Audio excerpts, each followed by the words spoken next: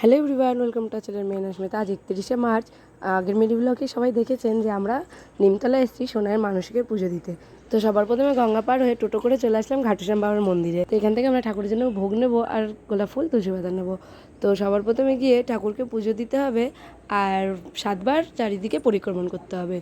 তো এই যে আমরা মন্দিরে ঢুকেই দেখি কি না ঠাকুরের এখনও পরিষ্কার চলছে, ঠাকুরকে রেডি করছে, ভোগ লাগাচ্ছে।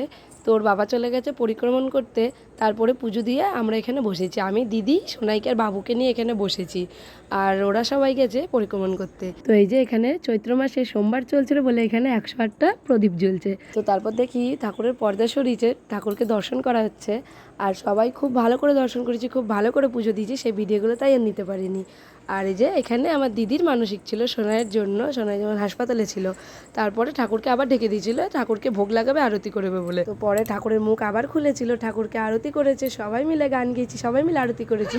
তো এখানে ভালোভাবে পুজো দিয়ে বেরিয়ে পড়লাম, টোটো করে এসেছি গঙ্গায়, আবার ওপারে গিয়ে বুদ্ধন মন্দিরে পুজো দিতে যাব। তো সবার কেমন লাগলো কমেন্টে জানাবেন, আর নেক্সট ভিডিওতে দেখতে হলে সাবস্ক্রাইব করে পাশে থাকবেন, আর আগের ভিডিওটা দেখা রইলে লিঙ্ক দেওয়া রইলে দেখে নেবেন।